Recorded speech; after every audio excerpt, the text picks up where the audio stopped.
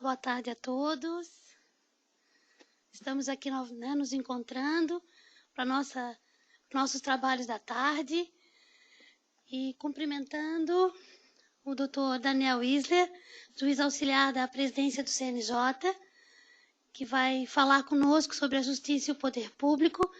E temos aqui como debatedora a doutora Ana Paula Mota Costa, professora doutora da Universidade Federal do Rio Grande do Sul, ex-presidente, é isso, né, professora? Da Fundação de Assistência de Atendimento Socioeducativo do Rio Grande do Sul. Segundo comentou o Saraiva, foi quem implantou todo o programa que ainda rege, né, toda a questão do atendimento socioeducativo no estado do Rio Grande do Sul. Então, vamos iniciar, passando a palavra para o doutor Daniel Isler. Muito obrigada. Obrigado, Brigitte. Boa tarde a todos. Quero renovar aqui a minha satisfação de poder participar desse evento promovido pela Escola Nacional da Magistratura e agradecer aqui na pessoa do João Batista Saraiva o convite, né, e dizer que é realmente uma ocasião muito importante para que a gente possa trocar ideias e discutir os assuntos que tanto nos tocam e as dificuldades que nós temos dia a dia na nossa área de jurisdição. Eu não sei se tem algum microfone sem fio, não? Tem? Eu vou levantar aqui para...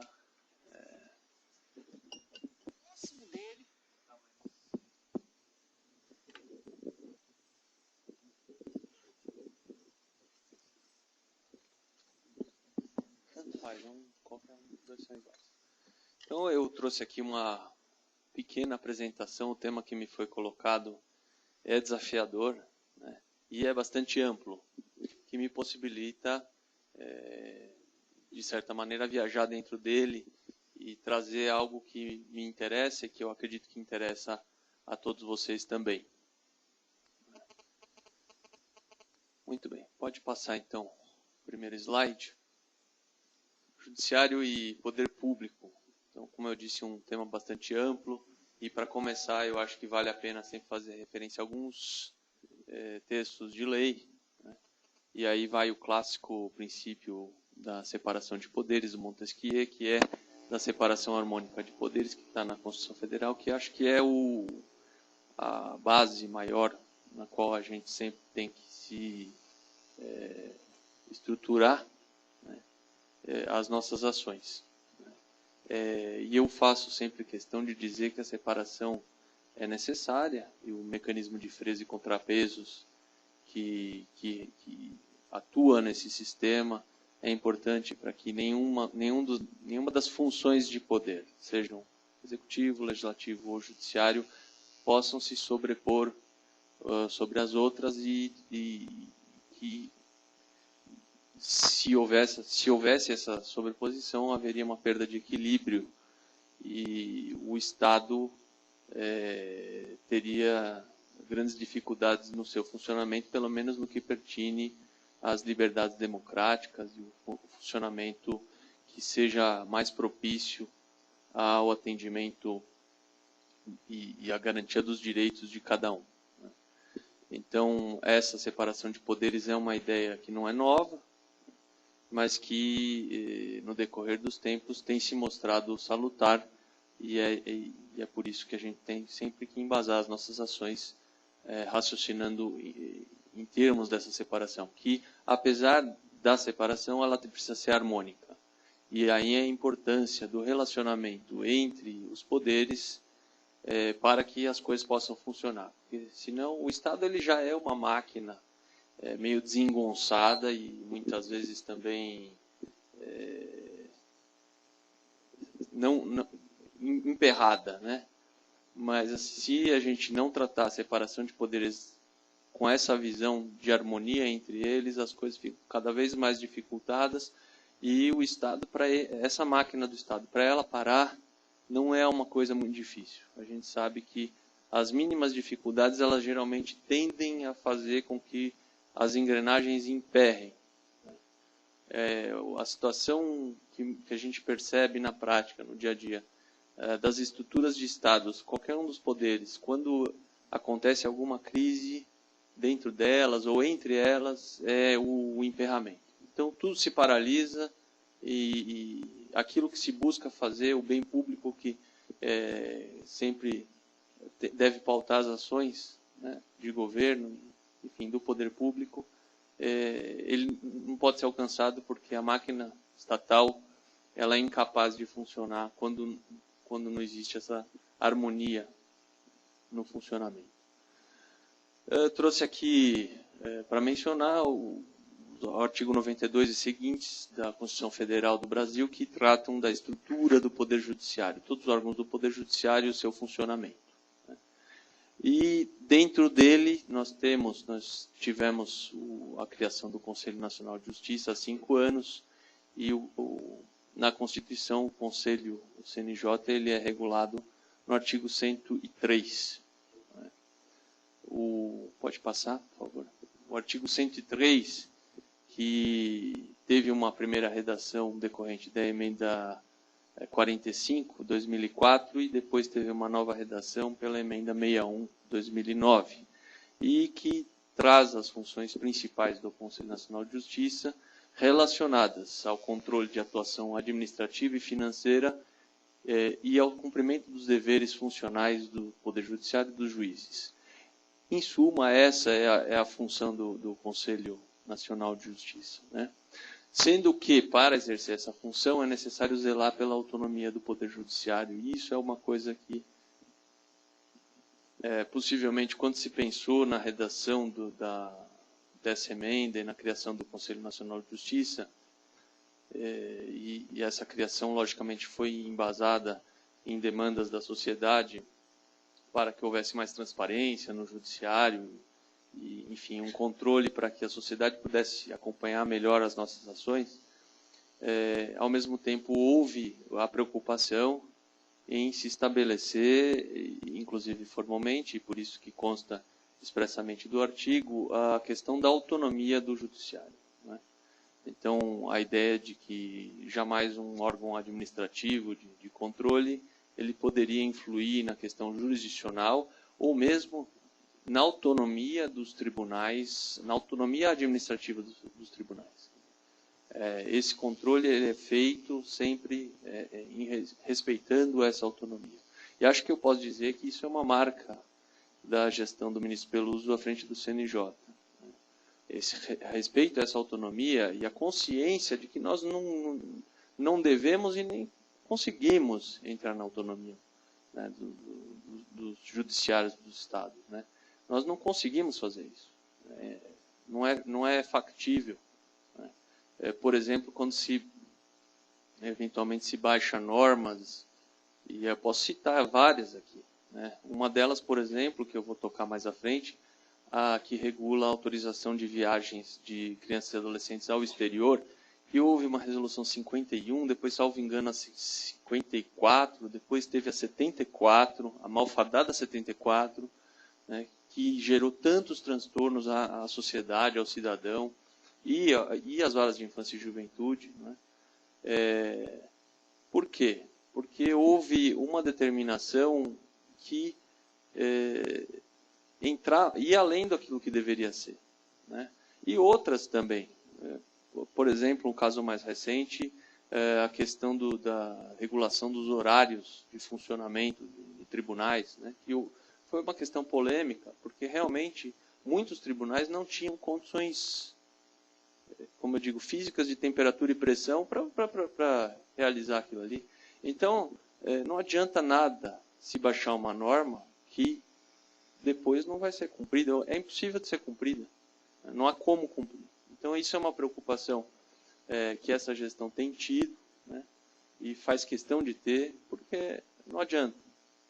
Nós temos que, para poder atuar, considerar as peculiaridades locais, considerar a realidade dos tribunais, e aquilo que cabe aos tribunais, que seja feito pelos tribunais, aquilo que cabe ao CNJ, que seja feito pelo CNJ. Nós também não queremos nos substituir na atuação dos tribunais, ou da Justiça Estadual ou federal, de forma nenhuma. Nem podemos, né?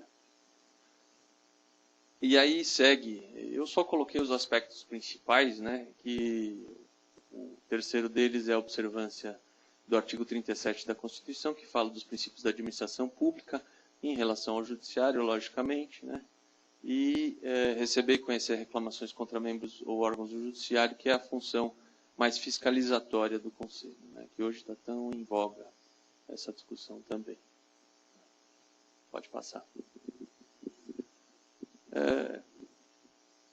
Mas nós somos juízes da infância e juventude. Então eu quero trazer essa discussão para a nossa área especificamente.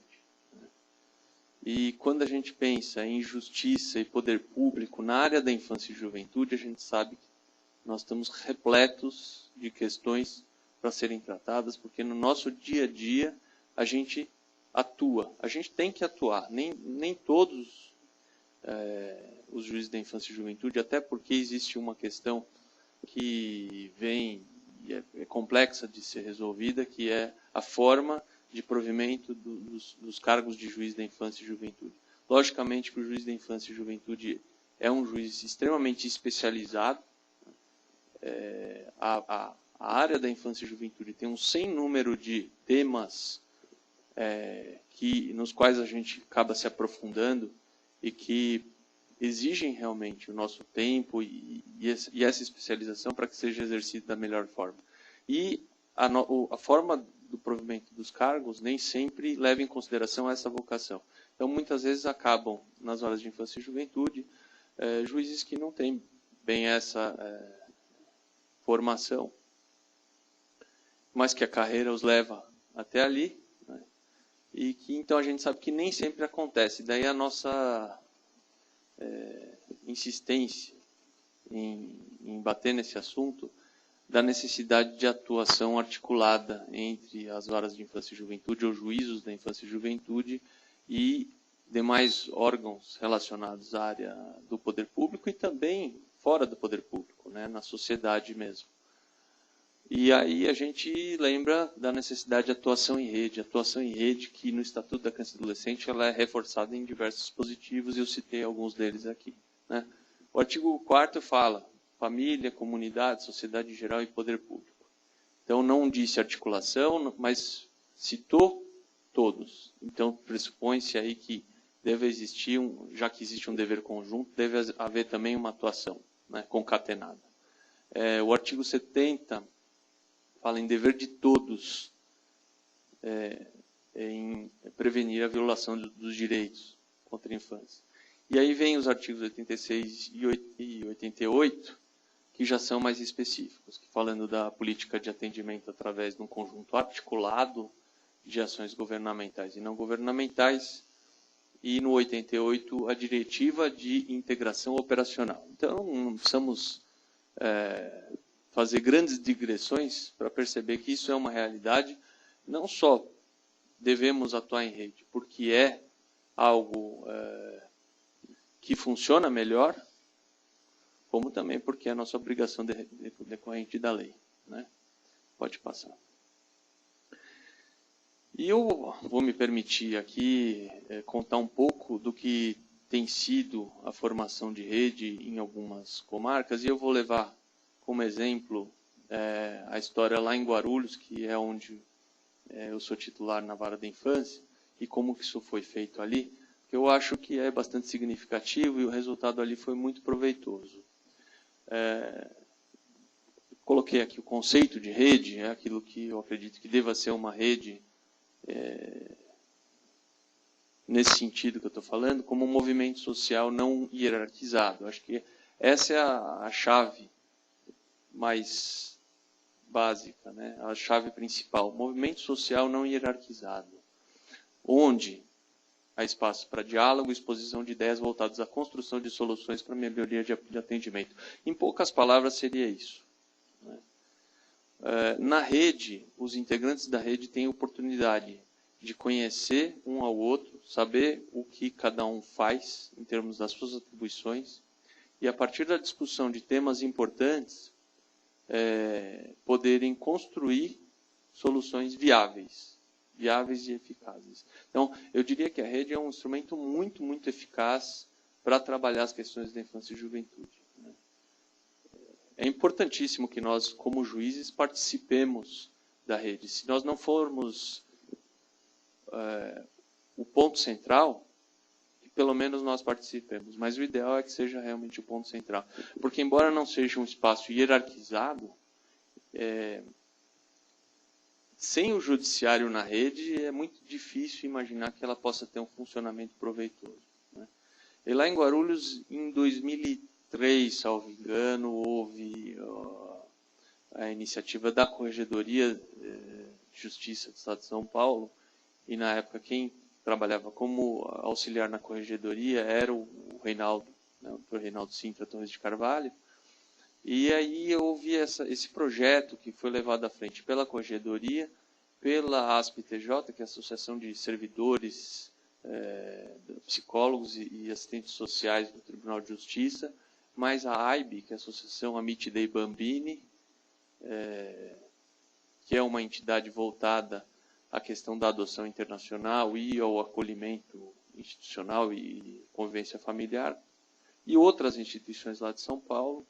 Se obteve um financiamento, e aí se resolveu formar 2 polos para capacitação. Um deles era a circunscrição de Guarulhos, e a outra era a circunscrição de Registro. Então, todas as comarcas dessas circunscrições, que são as 4, 5 comarcas por circunscrição, participaram através da capacitação com a presença dos juízes e servidores, especialmente os servidores da área técnica. Né?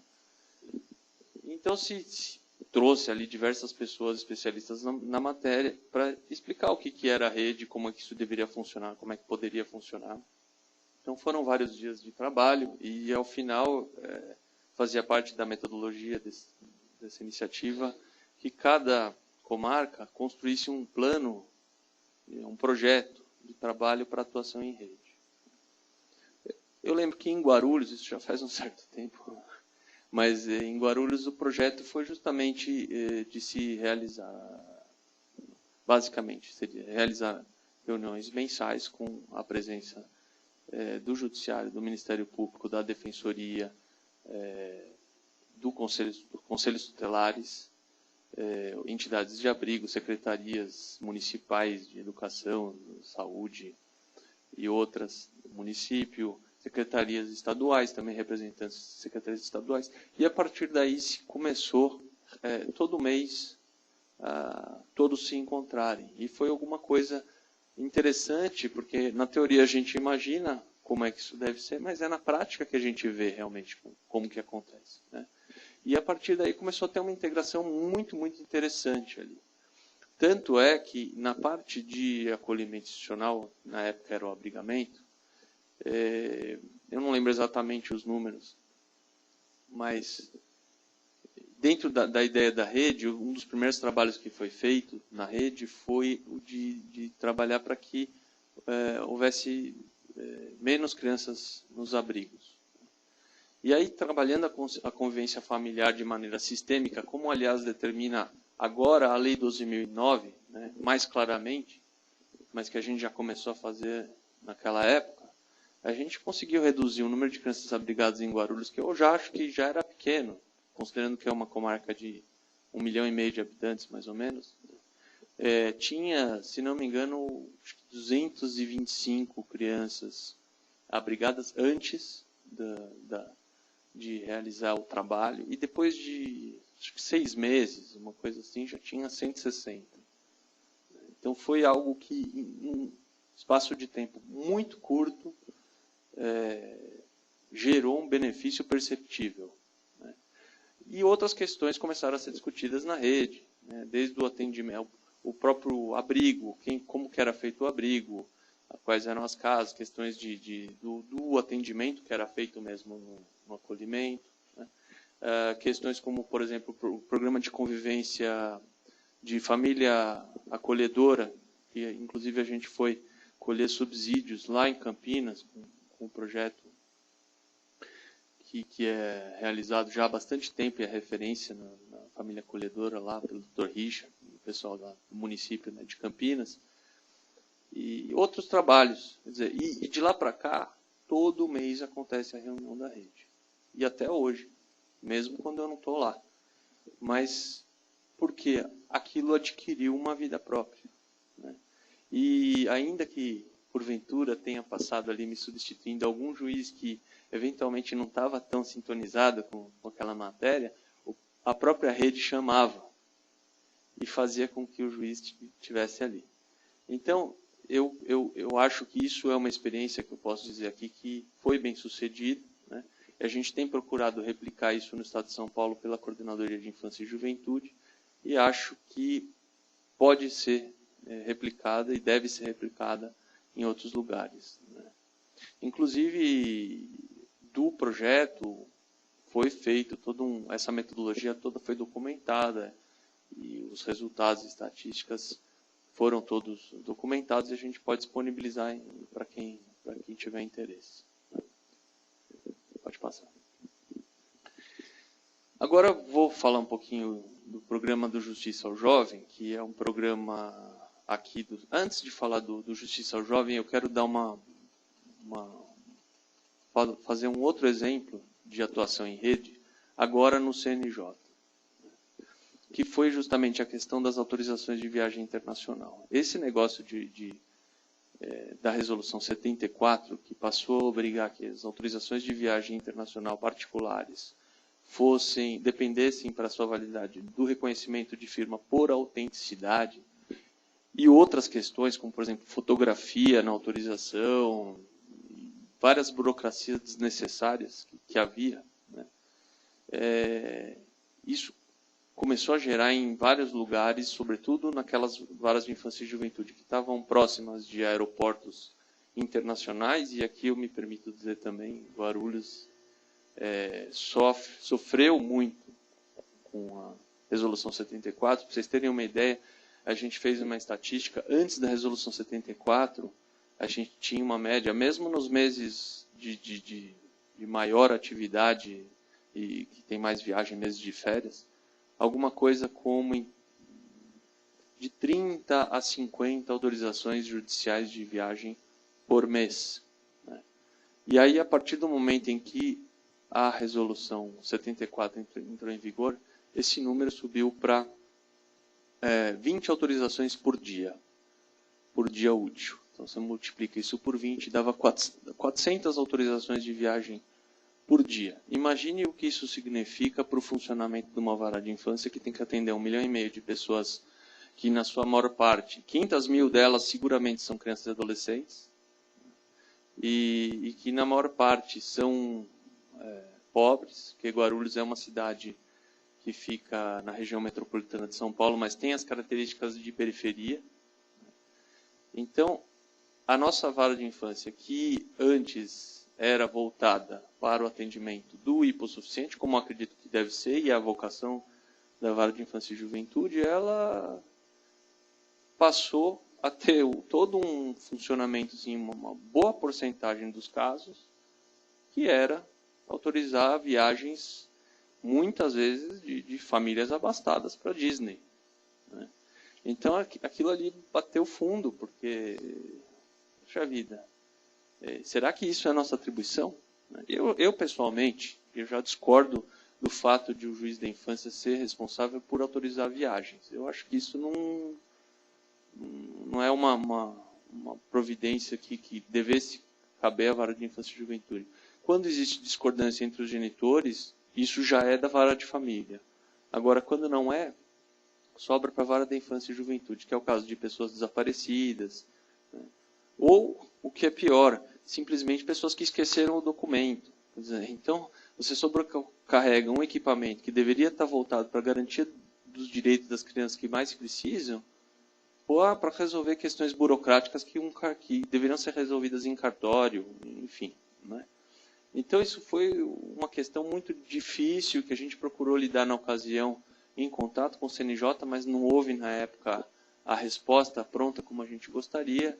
E aí, uma vez eu e o Reinaldo, a gente tendo sido chamado para atuar no CNJ, era um assunto que a gente não poderia deixar passar. E aí começamos a trabalhar, né? E como que a gente fez?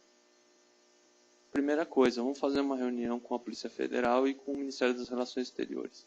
e começamos a fazer reuniões periódicas e várias reuniões para discutir o assunto com a Polícia Federal, com o Ministério das Relações Exteriores.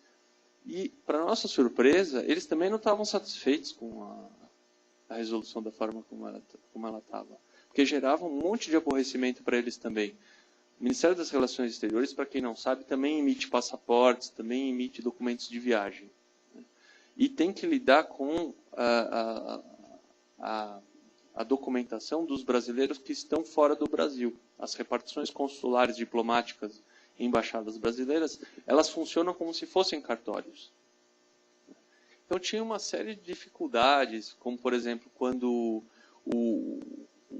uma das pessoas que vai autorizar, o pai ou a mãe não é brasileiro, né? E aí o consulado brasileiro não reconhece a firma da pessoa que não é brasileiro. E aí eles criaram uma figura, bom, isso existe até hoje.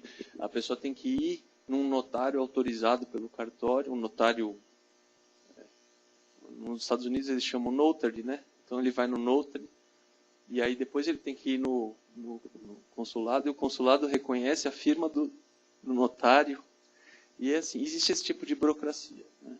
Então, a nossa ideia sempre foi, sem perder de vista a necessidade de segurança, para que não haja tráfico de crianças, para que não haja sequestro internacional de crianças, mas que a pessoa não precisasse se submeter a uma burocracia desnecessária, né?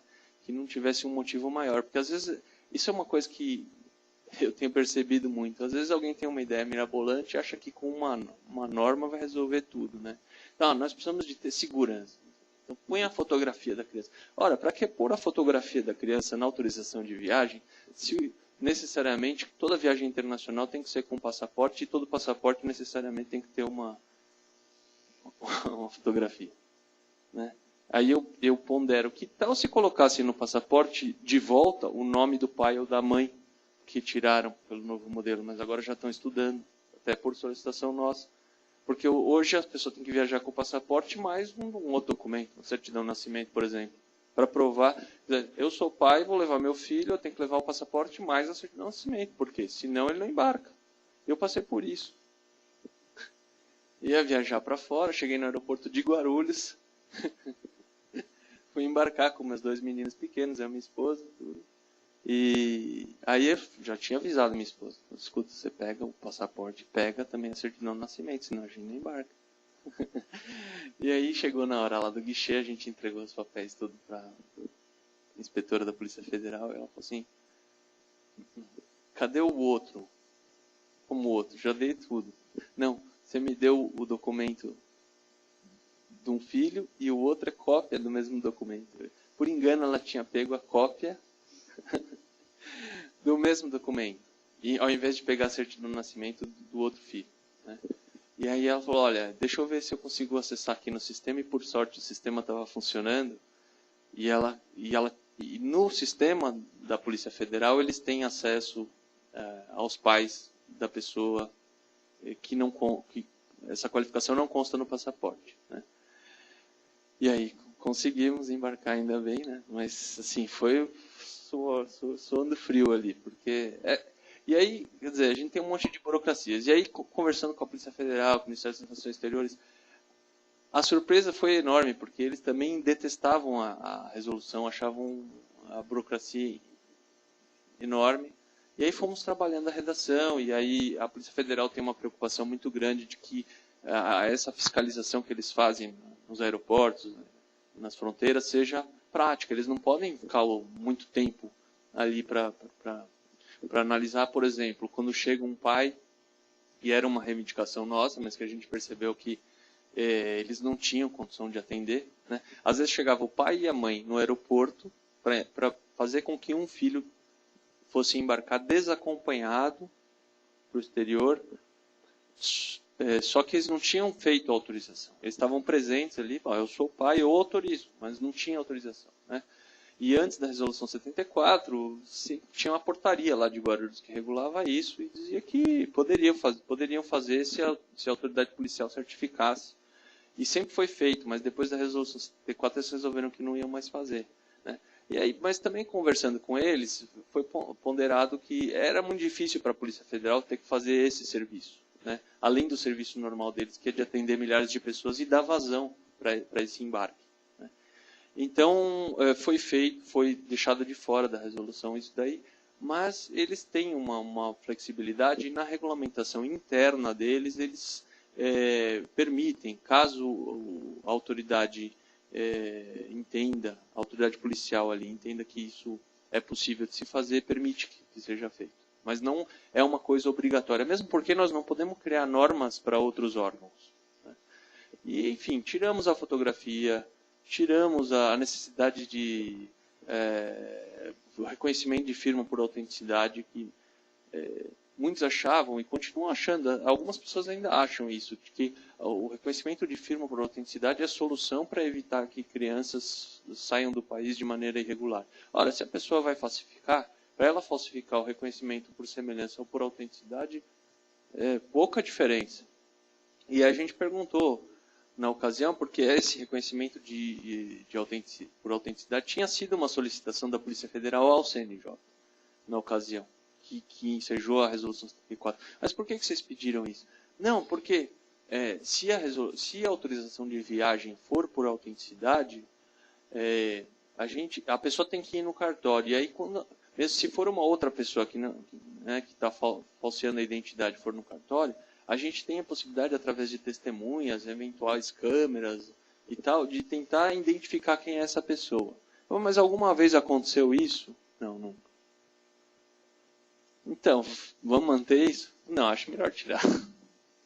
E esse tipo de diálogo que foi tão importante para a gente chegar na resolução que nós temos hoje, que é a resolução 131, né, que quebrou uma série de amarras burocráticas e mais, abriu a possibilidade, o Ministério das Relações Exteriores já faz isso, e agora a Polícia Federal deve fazer assim que tiver condições orçamentárias e etc., de atuação, para fazer com que os pais que queiram autorizar um filho a viajar desacompanhado ou com um dos pais indistintamente, eles possam dar essa autorização no momento em que requerem a expedição do passaporte. Então, quando o passaporte é expedido, e os passaportes expedidos nas repartições diplomáticas brasileiras já são assim, está escrito lá, criança autorizada a viajar, por exemplo, com qualquer um dos pais indistintamente. E a tendência é que isso possa acontecer em qualquer passaporte. E o que isso significa no longo prazo, médio e longo prazo, é a própria desnecessidade da autorização de viagem em documento separado, né? E que tem essa validade. E aí muitas questões foram discutidas no meio do caminho. Não, mas como vai fazer se a pessoa desistir? Vai fazer do mesmo jeito que se desistir com a autorização que ela deu num cartório, né? Ela tem que comunicar à Polícia Federal para que seja feita a anotação e a fiscalização no momento de um eventual embarque, né? Ah, mas e a validade? O passaporte ele tem uma validade. E quanto mais nova a criança, menor a validade do passaporte. Existe essa progressão, né? Então, tudo isso foi pensado e calculado para que haja segurança e facilidade e praticidade para todo mundo, especialmente o cidadão. E isso se construiu numa rede, uma redinha, não é a rede é algo maior, e aqui ontem teve a ministra Maria do Rosário, né, falando especificamente do programa Justiça ao Jovem, de como que isso tem sido importante, e a gente realmente valoriza a parceria. Nós estamos trabalhando muito com a SDH, né, porque não adianta, nem a SDH vai resolver tudo sozinha, nem nós. A gente tem que trocar informações. Eles têm uma série de informações que a gente usa o tempo inteiro quando a gente está trabalhando, né? Por exemplo, uma informação que foi passada para nós pela SDH em relação a Santa Catarina era a questão do convênio que havia para a construção de unidade lá em Florianópolis, né? E que ia perder o dinheiro, porque o convênio ia vencer, eles iam ter que devolver o dinheiro, e a obra estava paralisada lá, né? E isso constou do relatório do Justiça ao Jovem e foi, eu tenho certeza, um fator significativo para que o governo estadual ali fosse colocado numa situação de, eu vou ter que fazer. Eu não tenho como justificar isso. E realmente fizeram, né? Duas unidades ali que eram muito problemáticas, uma delas foi demolida e a outra agora, a Brigitte me deu a notícia de que está reformada, enfim. E todo o atendimento, apesar de muitas dificuldades e que provavelmente muitas delas ainda vão continuar, porque situação muito complexa que vem de problemas históricos de muito tempo, né? Mas, enfim, é esse trabalho integrado que faz muita diferença. Não adianta a gente querer sozinho resolver, porque não vai. Nem nós, nem eles, nem ninguém. Bom, então vamos falar então Justiça ao Jovem. O que é o Justiça ao Jovem? Muitos de vocês já conhecem, aqui o Renato, a Brigitte, o Saraiva também, a gente já teve o Márcio, né? Já tiveram mais contato com Justiça ao Jovem. E eu acredito que muitos dos que estão participando do Justiça Jovem, como os juízes que vão lá fazer as visitas, não estão aqui também porque estão fazendo visitas nesse momento. Na semana que vem nós devemos terminar todas as visitas, em todos os estados do Brasil. Só está faltando aí umas 10 comarcas no interior de São Paulo, interior litoral de São Paulo. Mas isso aí é uma semana. Pode passar. Então, rapidamente, aqui o objetivo do Justiça ao Jovem é realizar uma radiografia do sistema socioeducativo na internação de adolescentes, né? Levantar dados que possam ajudar para a elaboração de políticas públicas nessa área, alterações legislativas ou normativas e uniformização de procedimentos judiciários, buscando a melhoria do tratamento dispensado a adolescentes privados de liberdade.